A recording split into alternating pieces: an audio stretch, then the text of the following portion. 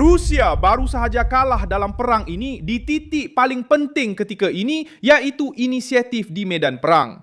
Ukraina melancarkan serangan penuh, bukan sebagai serangan membabi buta, tetapi sebagai tekanan yang dikira ke atas kelemahan Rusia. Pada hari Rabu 6 Mei 2026 keadaannya jelas. Serangan musim bunga Putin telah tersekat. Moskow kehilangan wilayah secara bersih pada April. Tentranya terus mengalami korban besar dan Kiev menggunakan drone, serangan jarak sederhana, sabotas logistik, serta serangan balas di darat untuk mengubah rentak perang di Eropa Timur. Menurut Institut untuk Kajian Perang, pasukan Rusia telah kehilangan kawalan ke atas 116 km kuadrat pada April 2026, yaitu kehilangan wilayah bersih pertama Rusia sejak operasi Ukraina di Kursk. Saya akan ceritakan semua ini kepada Anda sebentar lagi, tetapi sekarang Anda pasti mahu melanggan. Langgan saluran ini untuk terus mendapat maklumat terkini, maklumat masa nyata dengan kualiti kewartawanan terbaik yang pernah dilihat dengan standard credibility Milson Alves. Apa yang sedang berlaku adalah mudah difahami dan sukar untuk Kremlin. Rusia kuba marah di Donbas, terutamanya di kawasan Donetsk dan Luhansk, tetapi menghadapi pertahanan Ukraina yang lebih mudah bergerak, lebih berteknologi, dan lebih bersedia. Rancangan Rusia adalah untuk menekan barisan kubu pertahanan Ukraina, melemahkan barisan pertahanan tersebut, dan menjual kepada dunia idea bahwa kejatuhan Donbas adalah tidak dapat dielakkan. Tetapi April menunjukkan sebaliknya. Ukraina bukan sahaja berjaya mempertahankan kedudukan penting, malah berjaya merampas semula kawasan di lokasi-lokasi sensitif. Tepat ketika Putin mengharapkan untuk menunjukkan kekuatan sebelum sambutan Rusia pada bulan Mei. Kejutan terbesar terletak pada angka-angka. ISW menunjukkan bahawa kemarahan Rusia telah menurun sejak November 2025, dipengaruhi oleh serangan balas Ukraina, serangan jarak sederhana. Sekatan penggunaan terminal Starlink oleh Rusia pada Februari 2026 dan sekatan oleh Kremlin sendiri terhadap Telegram. Kajian yang sama menunjukkan bahawa Rusia telah menawan 1,443 km persegi antara November 2025 dan April 2026.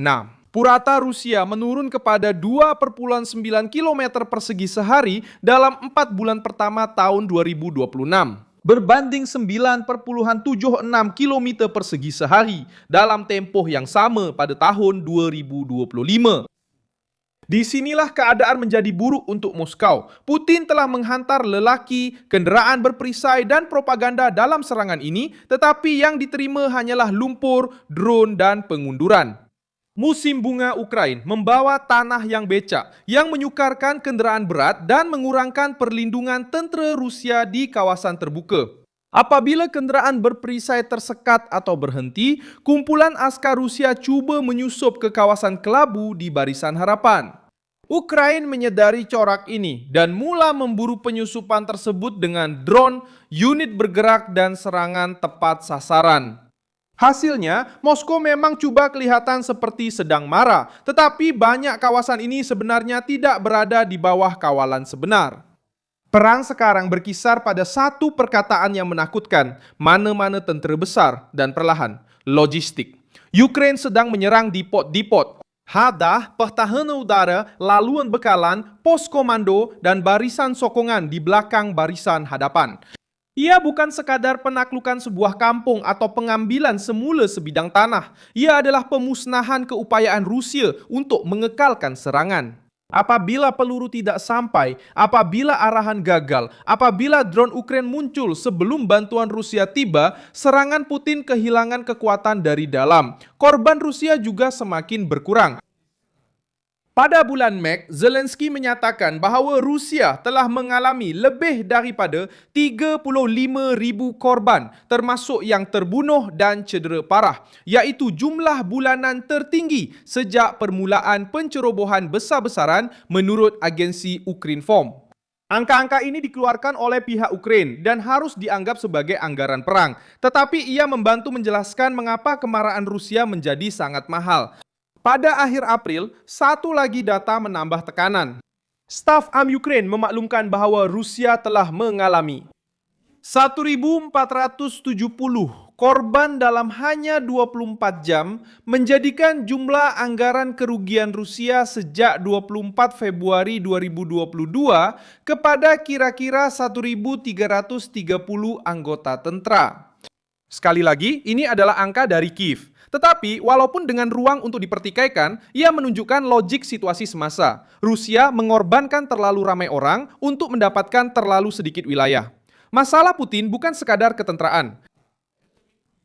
Rusia telah menjual image serangan yang tidak dapat dielakkan. Tetapi kini, mereka perlu menjelaskan mengapa mereka kehilangan kedudukan pada bulan April. ISW menunjukkan bahwa Kremlin menggunakan taktik penyusupan untuk membesar-besarkan imej kawalan mereka dengan menempatkan kumpulan kecil di kawasan yang dipertikaikan dan menganggapnya sebagai kemajuan yang telah kukuh. Dalam praktiknya, banyak daripada titik-titik ini masih berada di zon kelabu, terdedah kepada serangan balas oleh Ukraina. Sementara itu, Ukraina menekan dari dua arah. Di barisan hadapan, kemajuan kecil dan serangan balas bertujuan untuk mengambil semula kawasan yang diduduki. Di kawasan belakang Rusia, drone dan serangan jarak jauh cuba memecahkan struktur yang menyokong peperangan. Ini bukanlah satu serangan besar-besaran seperti gaya lama, dengan kolom gergasi Mara di jalan terbuka. Ini adalah serangan moden berasaskan perang atrisi, perisikan dan teknologi dan pemotongan berterusan pada saraf musuh. Dan apa yang akan berlaku sekarang? Kecenderungannya adalah Ukraina akan cuba memperluaskan kelebihan ini sebelum cuaca menjadi benar-benar kering dan Rusia menyusun semula serangan mereka untuk musim panas. Kiev harus terus menyerang logistik, tenaga ketenteraan, radar, pertahanan udara dan pusat komando Rusia. Rusia pula dijangka akan terus melancarkan serangan menggunakan drone, peluru berpandu dan bom luncur untuk cuba menghukum bandar-bandar Ukraina dan menghakis ketahanan psikologi. Associated Press sendiri melaporkan bahawa pada 6 Mei 2026, Rusia telah melancarkan berpuluh-puluh drone ke atas Ukraina pada waktu subuh, mengabaikan gencatan senjata sebelah pihak yang diumumkan oleh Kiev. Perkara ini menunjukkan sisi kemanusiaan dalam peperangan. Pada hari Selasa, 5 Mei 2026, serangan drone dan peluru berpandu oleh Rusia telah membunuh 27 orang awam dan mencederakan 120 orang, menurut Menteri Dalam Negeri Ukraina yang dipetik oleh AP. Pada awal pagi berikutnya, serangan Rusia berterusan, termasuk 2 drone yang mengenai sebuah taska di Sumy, di mana seorang pengawal keselamatan terbunuh dan 2 orang cedera, dengan 100 kanak-kanak berada di lokasi pada masa itu.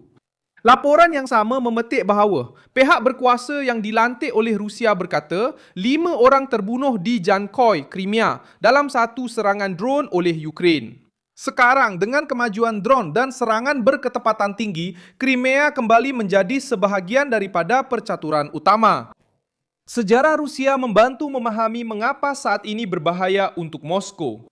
Pada tahun 1905, Rusia tewas dalam perang melawan Jepun dan terpaksa menerima perjanjian Portsmouth, mengiktiraf penguasaan Jepun di Korea dan membuat konsesi wilayah di Asia. Beberapa dekad kemudian, Kesatuan Soviet memasuki Afghanistan pada tahun 1979 berjanji untuk mengawal keadaan. Tetapi mereka berundur pada tahun 1989 selepas perang yang panjang, mahal dan melelahkan dengan kira-kira 15.000 rakyat Soviet terbunuh menurut sumber British. Pengajarannya jelas, Moskow menukar cita-cita menjadi pendudukan yang berpanjangan, kosnya boleh melemahkan kuasa dari dalam. Negara-negara lain juga telah membuktikan bahawa penceroboh yang lebih besar boleh dibendung apabila berdepan dengan kawasan yang sukar, penentangan yang teratur, dan kepimpinan yang boleh menyesuaikan diri. Finland, dalam Perang Musim Sejuk menentang Kesatuan Soviet, kehilangan wilayah dalam perjanjian akhir, tetapi memberikan tentangan yang hebat, mengekalkan kemerdekaannya, dan mendedahkan kelemahan Soviet dalam aspek cuaca, logistik, dan kepimpinan. Ukraina mengambil jalan yang berbeza tetapi menggunakan logik yang serupa, menukar kekurangan bilangan kepada kelebihan taktikal, menyerang bahagian belakang, memutuskan bekalan dan memaksa tentera yang lebih besar membayar harga yang tinggi untuk setiap meter. Ukraina sendiri pernah mengalami saat-saat di mana mereka menyerang dan menang.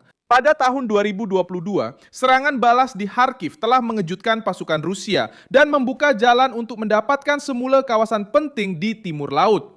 Pada tahun yang sama, Kherson menjadi simbol penarikan balik Rusia di selatan selepas serangan Ukraina ke atas laluan bekalan dan depot memaksa Moskow meninggalkan tebing barat Dnipro. Pada Agustus 2024, Kiev telah membawa peperangan ke dalam wilayah Rusia di Kursk dan mendakwa menguasai kira-kira 1.000 km persegi. Dalam satu operasi yang Reuters gambarkan sebagai serangan rentas sempadan Ukraina terbesar pada fasa itu.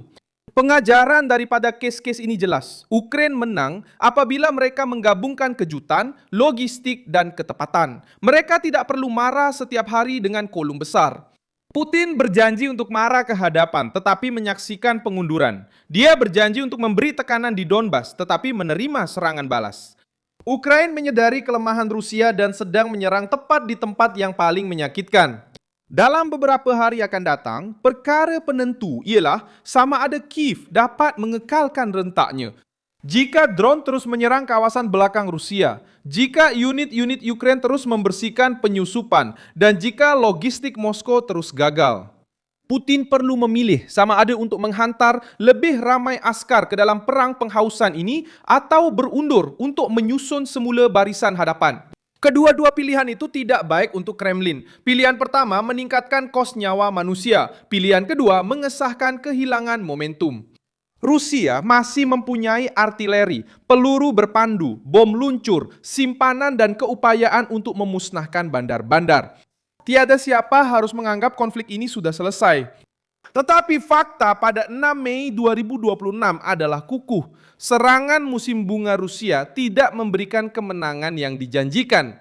Ukraina mengambil inisiatif merampas kembali wilayah, menyebabkan kerugian, dan menunjukkan bahwa Putin tidak lagi menentukan rentak perang secara bersendirian. Apabila perang penaklukan mula berubah menjadi perang penghausan terhadap pihak yang menyerang, sejarah selalunya tidak berbelas kasihan. Saya Milson Alvis, seorang pakar antarabangsa, dan tujuan saya adalah untuk memastikan Anda sentiasa mendapat maklumat yang benar setiap hari. Pautan berita ada dalam keterangan video.